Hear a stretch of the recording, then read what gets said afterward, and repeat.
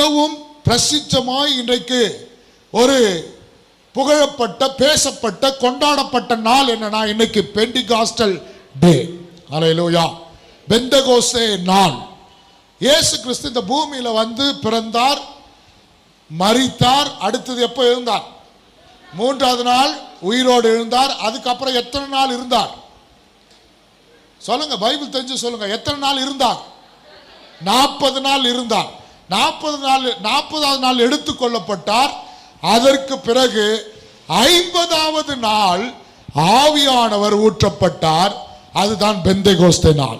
முதல் குறிப்பு, ஆவியானவர் என்றால் நம்முடைய தேவனுடைய சுவாசம், அந்த காற்று.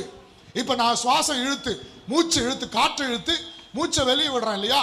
அந்த மூச்சு காத்து தான் தேவன். இயேசு கிறிஸ்துவுடைய அந்த மூச்சு காத்து தான் பரிசுத்த ஆவியானவர். நான் சொல்றது எத்தனை பேருக்கு புரியுது? அல்லேலூயா. இப்ப இயேசு கிறிஸ்து இங்க நிக்கிறார் அப்படின்னா, நல்லா கவனிங்க, இயேசு கிறிஸ்து இங்க நிக்கிறார் அப்படின்னா சரீரமா நிக்கிறார்னா அவர் இயேசு. அவர் விடுகிற சுவாசம் தான் பரிசுத்த ஆவி. இப்ப புரியுதா? அல்லேலூயா. அவர் விடுகிற சுவாசம் பரிசுத்த ஆவி. அவருடைய ஆவி, அவருக்குள் இருக்கிற ஆவிதான் இன்றைக்கு நம்மை நிரப்பிக் கொண்டிருக்கிறது. அப்ப அந்த சுவாசம் நம் வாழ்க்கையில என்ன செய்கிறது அப்படின்னா, ஆதியாகமம் 2ஆம் அதிகாரத்துல வேதம் சொல்லுது. 8ஆம் வசனத்தை நீங்க வாசிச்சீங்கன்னா 7ஆம் வசனம், ஆதியாகமம் 2ஆம் அதிகாரம் 7ஆம் வசனம். தேவனாகிய கர்த்தர், நல்லா கவனிக்கிறீங்களா? தேவனாகிய கர்த்தர் மனுஷனை பூமியின் மண்ணினால் உருவாக்கி ஜீவ சுவாசத்தை ஊதினார். மனுஷன் ஜீவாத்மாவானான். அந்த மனுஷன் ஜீவ ஆத்மாவாக மாறினான். அல்லேலூயா. கவனிங்க. இப்போ ஒருத்தர் யாருன்னா ஒருத்தர் வாப்பா, ஜீவன் வாப்பா, ஜீவன் வா, சீக்கிரம் சீக்கிரம் வா, முன்னாடி வா.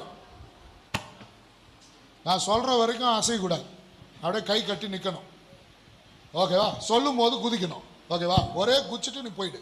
ஆமென். அல்லேலூயா. இப்போ இவர் தான் ஜீவன். இவரை மண்ணில் எடுத்து உருவாக்கி, இவர் கண்ணு, மூஞ்சி, இவர் வாய் காமி, வாய், இவர் கை காலெல்லாம் மண்ணில் செஞ்சாச்சு. செஞ்சு இப்போ இவரை நிற்க வச்சுட்டேன். நிற்க வச்சாச்சு, அசைக்கூடாதுன்னு சொன்னா நிற்க வச்சாச்சு.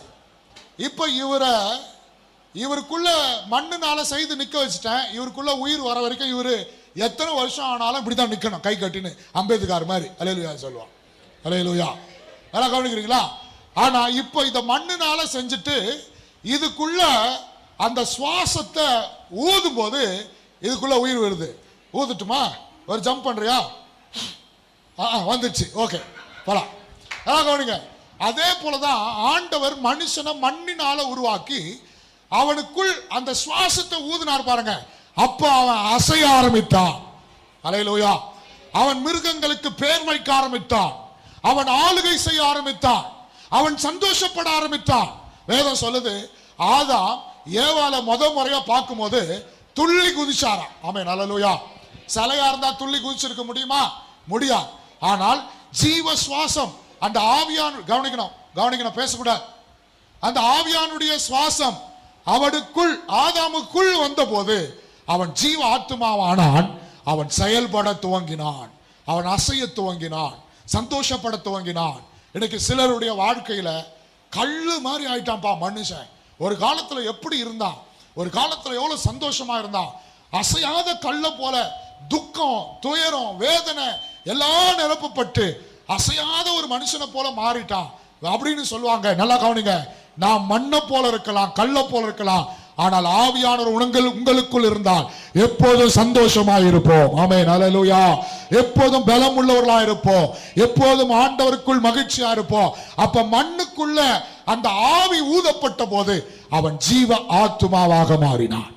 உங்களுக்குள்ள அசையாத காரியங்கள் எது? மண்ணை போல, கல்ல போல இந்த சூழ்நிலை இருக்குது. என் குடும்பத்துல இந்த சூழ்நிலை அசையல, இந்த காரியம் அசையல, இந்த காரியத்துக்காக ஜெபம் பண்றேன், இது நடக்கல, இது காரியம் இன்னும் என் வாழ்க்கையில நடக்கல, அது இதுன்னு சொல்லி சில சூழ்நிலைகள் அசையாம இருக்கலாம். பரிசுத்த ஆவியானவரை பெற்றுக்கொள்ளுங்கள்.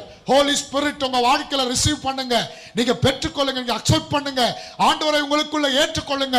ஆண்டவருடைய அபிஷேகத்தை பெற்றுக்கொண்டால் நீங்கள் அற்புதமான பிரமிப்பான படைப்பாய் மாறுவீர்கள். மனுஷனை குறித்து வேதம் என்ன சொல்லுது? பிரமிக்கத்தக்க அதிசயமாய் உண்டாக்கப்பட்டான்.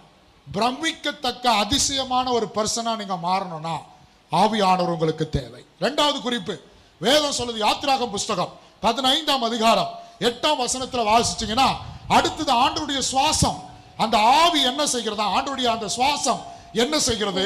உமது நாசியின் சுவாசத்தினால், எக்ஸோடஸ் 15:8, உமது நாசியின் சுவாசத்தினால், நாசியின் சுவாசத்தினால் ஜலம் குவிந்து நின்றது. யாருடைய நாசியின் சுவாசம்? யாருடைய சுவாசம்? ஆண்டவராகிய தேவனுடைய நாசியின் சுவாசத்தினால் கடல் எப்படி, சிவந்த சமுத்திரம் எப்படி நின்னுச்சான்? குவியலாய் நின்றது.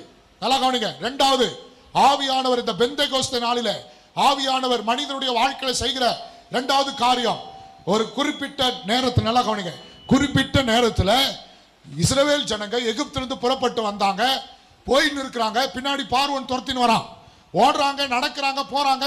அவங்களுடைய எண்டு என்ன அப்படின்னா, அந்த சிவந்த சமுத்திரம் தான் எண்டு. இப்போ ஒண்ணு போன கடல்ல மூழ்கி செத்துருவாங்க. ஆமென், அல்லேலூயா. பின்னாடி போனா பார்வோன் கொன்னுடுவான். இப்ப கர்த்தர் என்ன சொல்றாரு, வேதம் என்ன சொல்றது, அவர் சுவாசத்தினால் அந்த தண்ணியில கர்த்தர் ஒரு பெரிய ரோட போட்டார். அல்லேலூயா. அந்த காற்று தம்முடைய சுவாசத்தை அவர் ஊதின உடனே கடல் ரெண்டாக பிளந்தது, ஜலம் குவியலாக நின்றது. ஆமென். உங்க எல்லாருடைய வாழ்க்கையில ஏதோ ஒரு எண்டு, என் வாழ்க்கையில இது முடிஞ்சிருச்சு, இனி இது நடக்காது, இனி நெக்ஸ்ட் லெவலுக்கு என்னால போக முடியாது, அடுத்தது என்னால இந்த இடத்திலிருந்து இதுல மூவ் பண்ண முடியாது, அவ்வளவுதான், என் வாழ்க்கை முடிந்து விட்டது, இதுலயே நான் செட்டில் ஆயிட்டேன், இனிமே இந்த ஃபீல்டுல இந்த காரியத்துல என்னால் அடுத்த லெவலுக்கு போக முடியாது அப்படின்னு நீங்க நினைக்கலாம். ஆனா கர்த்தர் கடலை பிளக்கிறவர். ஆவியானுடைய சுவாசம், ஆவியானுடைய அந்த பரிசுத்த ஆவியானுடைய சுவாசம் கடலையே ரெண்டா பிளந்துருச்சு, ரெண்டு பக்கமும் ஜலம் குவியலாக நின்றது. அந்த தண்ணீர், வாசிங்க தொடர்ந்து, அந்த கடலுடைய தண்ணீர் உலர்ந்த தரையாக மாறிவிட்டது.